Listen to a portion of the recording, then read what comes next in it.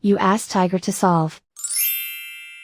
This deals with linear equations with one unknown. The final result is a equals 4. Let's solve it step by step. Simplify the expression. Expand the parentheses. Simplify the arithmetic. Group like terms. Multiply the coefficients. Swap sides.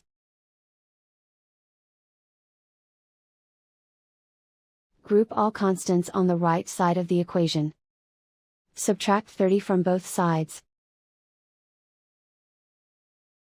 Group like terms. Simplify the arithmetic.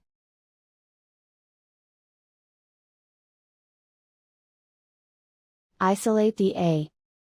Divide both sides by -6. Cancel out the negatives. Simplify the fraction. Cancel out the negatives. Find the greatest common factor of the numerator and denominator. Factor out and cancel the greatest common factor.